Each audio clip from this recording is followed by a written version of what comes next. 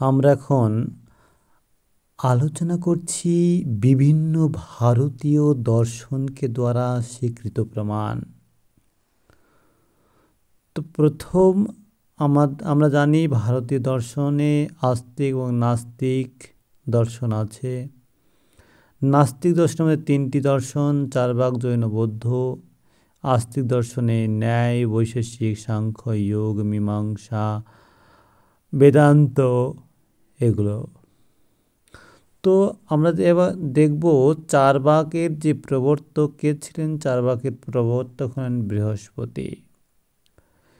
চার্বাক প্রত্যক্ষ প্রমাণ স্বীকার করেন, একটি প্রমাণ স্বীকার করেছেন চার্বাক।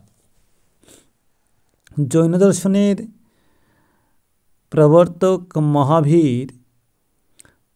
তো জৈন দর্শন দুটি প্রমাণ স্বীকার করেছেন, প্রত্যক্ষ এবং অনুমান। বৌদ্ধ দর্শনের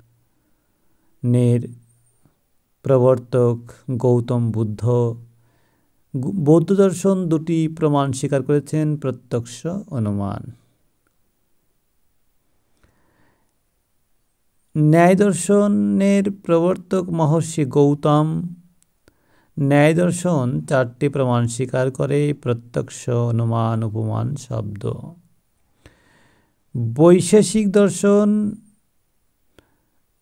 দর্শনের প্রবর্তক মহর্ষি কনাদ।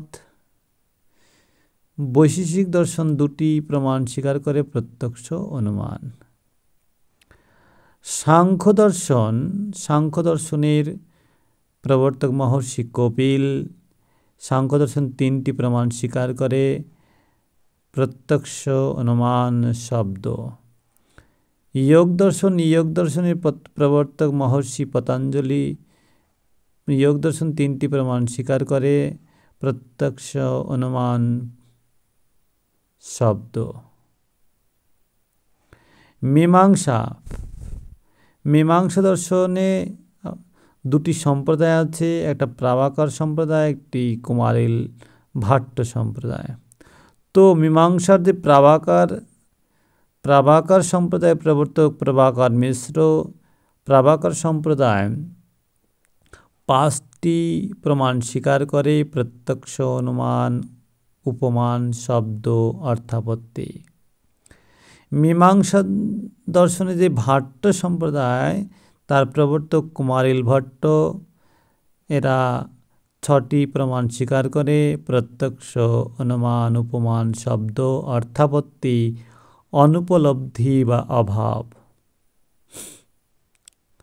বেদান্ত দর্শনের প্রবর্তক বাদরায়ণ, ঋষি বাদরায়ণ।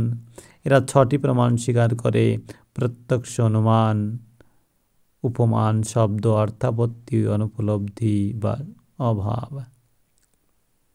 এছাড়াও পৌরাণিকে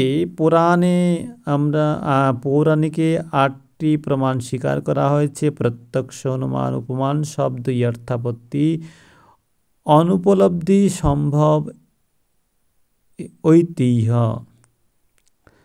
তন্ত্রে 9টি প্রমাণ স্বীকার করা হয়েছে, যেমন প্রত্যক্ষ, অনুমান, উপমান, শব্দ, অর্থাপত্তি, অনুপলব্ধি, সম্ভব, ঐতিহ্য এবং চেষ্টা। এবং অন্যান্য জায়গায় আমরা দেখতে পাই 10টি প্রমাণ স্বীকার করেছে, যেমন প্রত্যক্ষ, অনুমান, উপমান, শব্দ, অর্থাপত্তি, অনুপলব্ধি, সম্ভব, ঐতিহ্য, চেষ্টা এবং পরিশেষ। এইগুলো আমাদের দর্শনের প্রমাণ হিসেবে স্বীকার করেছে।